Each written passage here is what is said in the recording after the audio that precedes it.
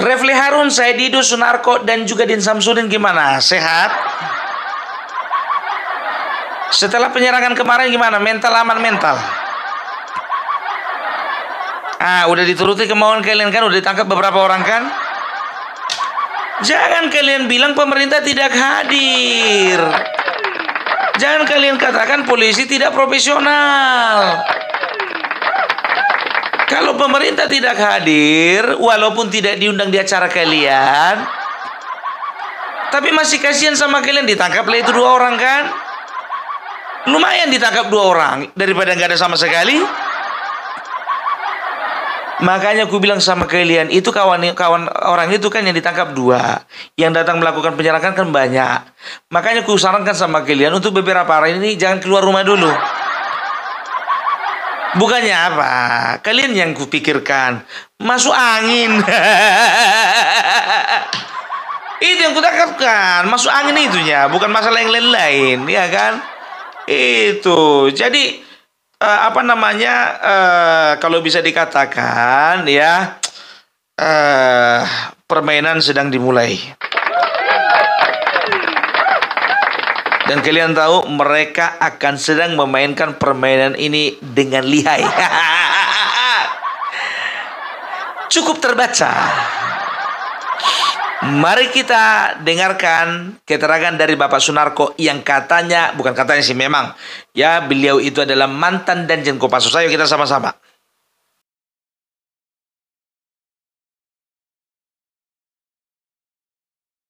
Saya nggak bisa ngomong sudah cukup lengkap. Tapi justru muncul pertanyaan di pikiran saya. Ini negara demokrasi yang seperti apa Indonesia ini gitu. Di sini tidak terlihat ada pemerintah melalui aparat-aparatnya. Tadi sudah disampaikan oleh Pak Din. Di mana keadaan pemerintah? Ini hak kita berkumpul. Atau ada kelompok lain menyerang secara barbar. Kita lihat setelah ini apakah aparat kepolisian akan menindak pelakunya atau otaknya. Karena ini bukan delik aduan nih kan, kriminal jelas mengganggu. Nah, karena kalau saya salah ngomong saya dipanggil polisi. Menyedihkan. Mudah-mudahan seperti yang disampaikan oleh pembicara sebelumnya, ini segera menyebar viral ke seluruh Indonesia bahwa saat ini dan ke seluruh dunia, saat ini kita tidak tahu pemerintah ini berjalan dengan benar sesuai rel yang sudah ada atau tidak. Ini forum diskusi yang peduli kepada negara kesatuan Republik Indonesia yang kita tahu amburadul.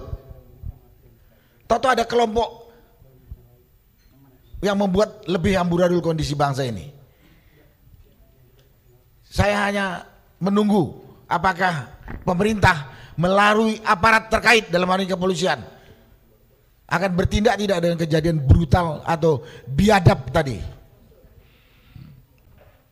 Kita akan lihat hukum betul berlaku untuk semua warga atau tidak.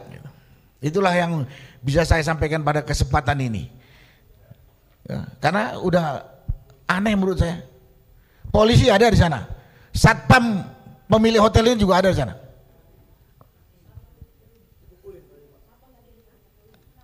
Nah, gitu.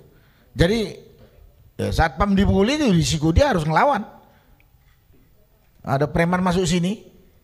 Gitu. Itulah yang bisa saya sampaikan pada kesempatan ini. Yang lain-lain udah kalian dengar kan? Belum bisa sampaikan. Terima kasih. Wassalamualaikum warahmatullahi wabarakatuh. Ujung-ujungnya apa? Ujung-ujungnya yang disalahkan pemerintah. Karena memang udah itu dah maksud dan tujuan mereka. Gak jauh-jauh itu. Mereka akan selalu cari kambing hitam, ya. Dan ingat ini, aku akan soroti dulu beberapa perkataan, beberapa poin yang disampaikan oleh Sunarko ini, ya. Jadi begini, ya. Yang pertama dia katakan, di mana kehadiran pemerintah? Saat kami sedang melakukan forum diskusi, kenapa ada tindakan barbar diserang preman?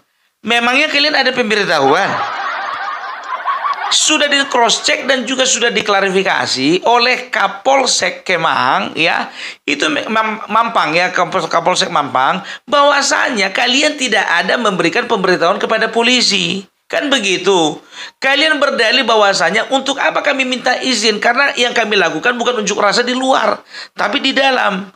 Sekarang begini, apakah ada ketentuan bahwasanya hanya yang di luar hanya kegiatan di luar gedung yang melakukan izin? Bagaimana dengan GOR? Gelanggang olahraga di dalam gedung itu. Jadi nggak memerlukan izin dari polisi. Minimal surat pemberitahuan. Ini jangan ketika kalian melakukan forum, diskusi, diserang sama preman, kalian mempersalahkan pemerintah. Sewaktu diskusi pemerintah tidak diundang. Aneh kan? Jadi nggak usah bikin lucu-lucuan lah. Menyalahkan pemerintah, tidak ada kehadiran pemerintah lewat aparat kepolisian. Loh memang tidak ada tidak ada pemberitahuan. Kalau misalnya kalian bikin pemberitahuan, otomatis ada pengamanan dari pihak kepolisian. Itu dia. Dan juga itu kan saatnya kan bersamaan dengan orasi, dengan unjuk rasa yang dilakukan oleh Aliansi Cinta Tanah Air. Kan begitu. Aku rasa kalian pun juga tahu bahwasanya ada kejadian, ada unjuk rasa tersebut. Dan kalian mungkin tahu ya bahwasanya Aliansi Cinta Tanah Air itu tidak sepaham dengan kalian, dan mereka melakukan juga tindakan unjuk rasa itu karena memang salah satunya juga menentang apa yang kalian lakukan. Harusnya kalian ya meminta pengamanan dari polisi, dari kepolisian. Ini artinya apa? Berarti kan kalian sedang mendiskusikan sesuatu dengan diam-diam. Ya, berarti apa? Ada sesuatu, ada hal-hal yang kalian tidak ingin pemerintah tahu. Itu dia. Ya, jadi janganlah kalian salahkan pemerintah, gitu loh. Jujur aja aku bilang, kalau kemarin aku berpendapat bahwasanya mungkin, ya ini pendapatku 50-50. Ya, mungkin di satu sisi ya ini adalah rekayasa ya dari kalian oleh kalian, kan begitu. Tapi di sisi lain ya mungkin ini juga adalah murni pure gerakan dari masyarakat, gitu loh. Tapi kalau ke sini mengarahnya ya mungkin aku ambil kesimpulan ini adalah murni gerakan dari masyarakat. Kan begitu. Ya kalau memang kalian tidak mengakui, kan begitu. Sekarang begini ya, kenapa masyarakat melakukan tindakan seperti itu? Tidak ada asap kalau tidak ada api, gitu loh. Jujur ya, kalian yang sedang berdiskusi di sana, kalian sedang membentuk forum diskusi di sana, kalian itu sebetulnya dalam sorotan mata dari 58% manusia yang ada di Indonesia dan juga 80% pendukung Joko Widodo. Karena satu-satu kalian ini, biar tahu kalian, ini patut dicurigai. Kalian katakan bahwa kalian sedang berdiskusi untuk kemajuan bangsa, pret. Apa dikatakan siapa namanya tadi itu Sunarko tadi? Dia katakan apa? Negara ini sedang amburadul. Negara ini baik-baik saja. Karir kalian yang sedang amburadul. Dari 2014 ke 2019, 2024 gak kebagian panggung kalian. Dan dipastikan 2024 sampai 2029 tetap kalian tidak kebagian panggung. Makanya karir kalian yang amburadul, bukan bangsa ini. Jadi kalian selalu dalam setiap kesempatan memframing ya, kalian sesuatu menggiring opini masyarakat ya, supaya apa? Supaya masyarakat percaya bahwasanya negara ini sedang tidak baik-baik saja.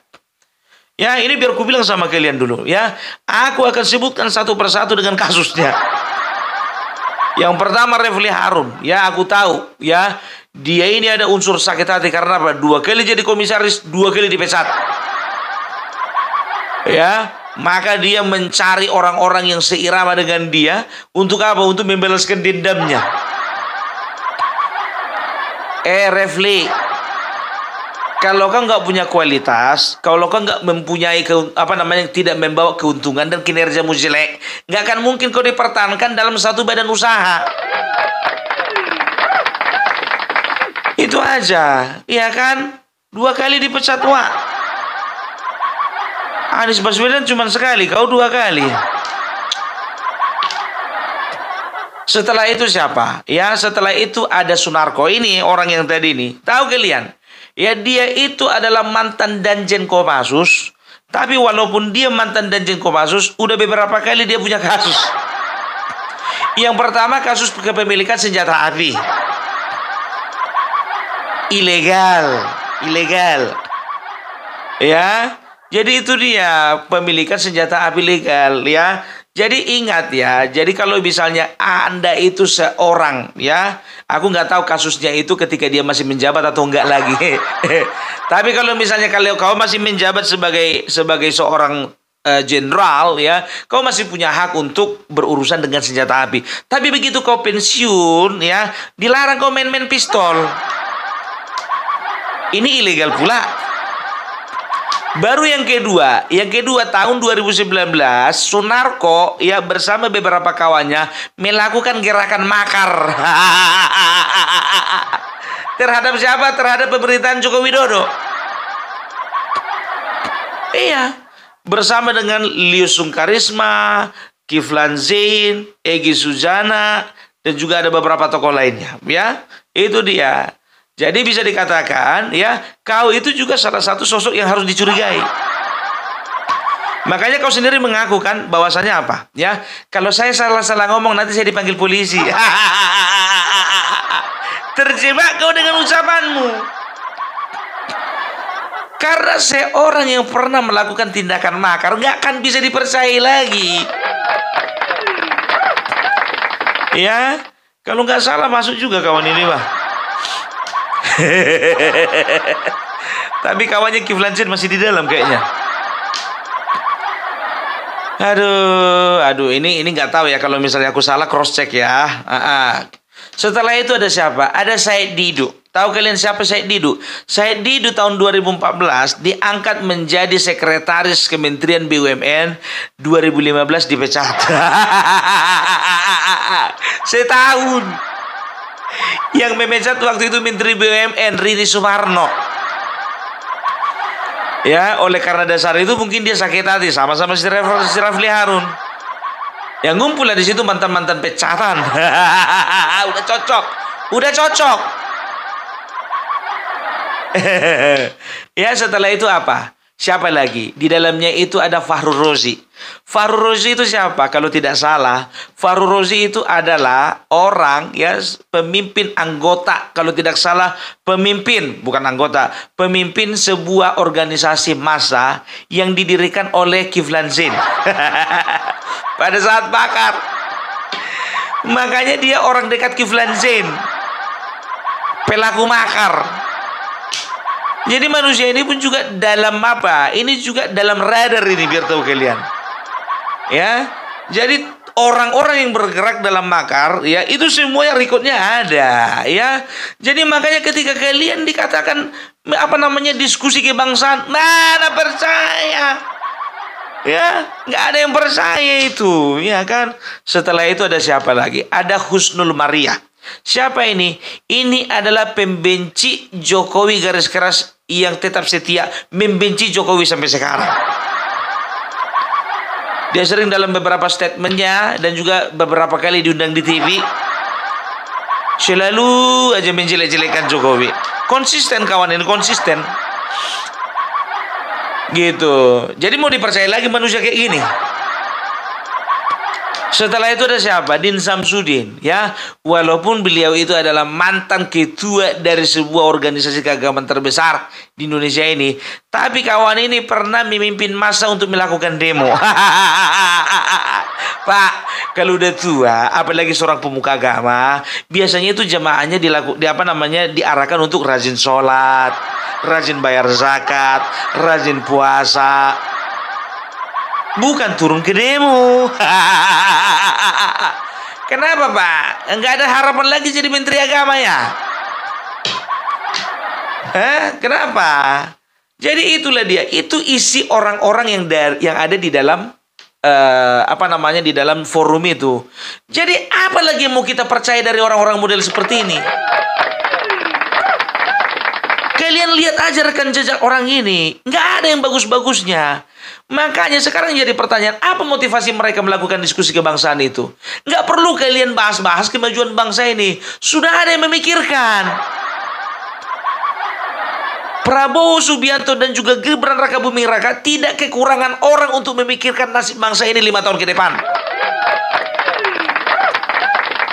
Apa? Monitor. Lebih bagus DPR kalau kalian suruh, kalian tekankan untuk monitor. Iya, kan kita kan punya hak lah untuk berdiskusi, kita kan kebebasan dalam mengemukakan pendapat itu kan diatur oleh undang-undang dan dilindungi negara. Iya betul. Iya betul. Kalian berdiskusi, tapi dalam hal apa? Itu jadi pertanyaan, apa misi kalian?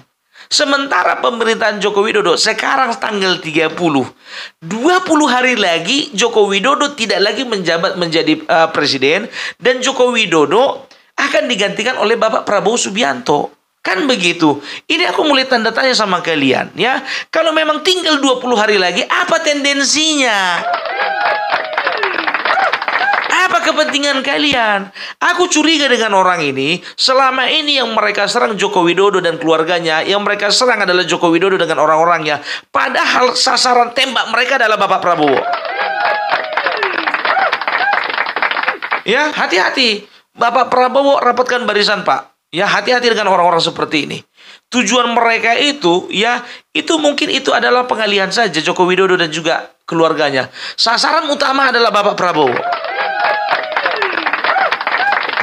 Karena apa? Mereka berpikir bahwasanya Bapak Prabowo pernah ada dalam lingkaran mereka, dan mereka akan mencoba mempengaruhi Bapak Prabowo. Dan mereka sedang susun rencana apa yang akan mereka propose atau mereka ajukan, hal-hal apa saja, ya, dan sehingga mereka akan melakukan pendekatan kepada Bapak Prabowo, ya. Kalau orang-orang seperti ini masuk di dalam pemerintahan, orang-orang seperti ini ya masuk di dalam lingkarannya Prabowo, ini bisa berbahaya. Jadi aku curiganya di situ. Tembakan mereka sesungguhnya bukan Joko Widodo, tapi tembakan mereka itu Bapak Prabowo.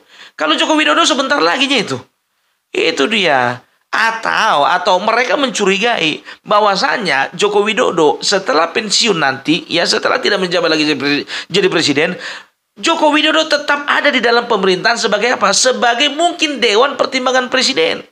Dan itu mereka melihat ya ada kecenderungan ada kecenderungan untuk Joko Widodo dan juga Bapak Prabowo untuk berkolaborasi lagi di tahun 2029. Dan itu artinya apa? Mereka tidak punya kesempatan untuk mengambil panggung di Indonesia ini. Itu makanya mereka mulai resah dan gelisah. Gitu loh ya. Tapi kita kembali lagi ke masalah gerakan ini ya. Masalah gerakan ini ya. Kalau kita berpositif thinking, memang ada video yang mengatakan ini perintah langsung, ini perintah langsung. Ya kalau masalah perintah langsung mungkin ya istrinya pun juga bisa memerintah dia. Ya kan begitu, ya. Tapi mungkin ada orang kuat memang di belakang mereka. Ya gimana pun juga aku tidak membenarkan tindakan penyerangan tersebut. Tapi biasanya ya sama seperti halnya ya, kenapa seseorang maaf ya, kenapa seorang kekasih atau seorang suami tega menghabisi ya istrinya? Oleh karena apa? Oleh karena faktor cemburu. Kenapa seseorang tega menghabisi seseorang orang lainnya? Karena apa? Karena cemburu, istrinya diganggu. Ada beberapa yang kasus kemarin kalau tidak salah beberapa hari yang lalu ya, seseorang ya dia kerja di Papua. Istrinya lapor dia diperkosa, dia pulang, dia bunuh orang itu. Ya, secara hukum melanggar hukum, tapi secara prinsip tidak ada yang bisa dipersalahkan secara adab moral seorang laki-laki. Tidak ada yang bisa dipersalahkan dari bapak itu. Ya, justru kita angkat jempol. Walaupun kita tidak membenarkan tindakan-tindakannya. Begitu juga tindakan yang kalian katakan ini preman. Ya, mungkin ada mungkin yang mengorganisir mereka. Atau mungkin saja mereka itu tergabung dalam satu kumpulan. Katakanlah bukan organisasi resmi. Mereka tergabung dalam satu kumpulan. Dan ini menjadi pembahasan mereka ya mengenai gerakan-gerakan yang ingin mencoba-coba merusak, mengganggu ketenangan hidup di dalam berdemokrasi di Indonesia ini. Dan mengganggu pembangunan ke depannya masa pemerintahan Bapak Prabowo dan Gibran. Ya, terlebih lagi mereka mungkin loyalisnya Bapak Prabowo Gibran. Atau mungkin saja loyalisnya Bapak Joko Widodo. Ingat, beberapa orang tokoh saking offense-nya, ya, seorang fans saking offense-nya sama tokoh tersebut, yang diidolakannya itu bahkan dibunuh. Pernah ada seperti itu. Apalagi seperti ini. Gitu loh. Jadi mereka melihat udah gerah dengan tindakan-tindakan kalian. Udah gerah dengan tingkah laku kalian di media sosial. Udah gerah karena apa? Kalian tidak memberikan sumbangsi terhadap bangsa ini. Tapi yang kalian lakukan adalah kalian selalu membuat sebuah kritik-kritik yang destruktif, bukan konstruktif. Gitu loh. Ya. Jadi kalau misalnya tindakan mereka, oke, kita persalahkan, ya. Tapi kita perlu tahu apa motivasi mereka. Kita dengar, ya. Apakah mereka akan mengatakan bahwasanya ini lahir daripada dari hati kami sendiri. Kami merasa kesal, kami merasa marah, maka kami lakukan tindakan tersebut. Mau apa kalian? Ya. Berarti apa? Berarti memang mereka itu mencerminkan kemarahan dari beberapa orang yang ada di lingkaran mereka gitu loh. Walaupun kami memang kesal sama kalian, tapi mungkin itu lah mengekspresikannya beda-beda. Kalau aku sebagai opung Parbelak, ya mungkin aku mengekspresikannya dengan membuat konten. Ya mereka mungkin nggak pintar bikin konten, apalagi bikin lucu-lucu. Orang ini nggak cocok diketa-kotawai, cocok dihajar, dibungkam mulutnya ini satu-satu. Mungkin itu pikiran mereka kan. Tapi ada satu lagi dengan menyampaikan narasi-narasi dengan santun, itu cara mereka. Ya. Ada lagi dengan cara-cara yang lain. Membuat syair, membuat lagu-lagu kritik gitu. Banyak. Gitu ya. Jadi aku disclaimer juga sama kalian. Dari awal tadi aku bilang, aku tidak membenarkan kejadian-kejadian penyerangan seperti ini. Tapi tidak ada asap kalau tidak ada api. Ya. Jadi aku bilang sama kalian, kita jaga kondusivitas. Ya, menjelang pilkada, menjelang juga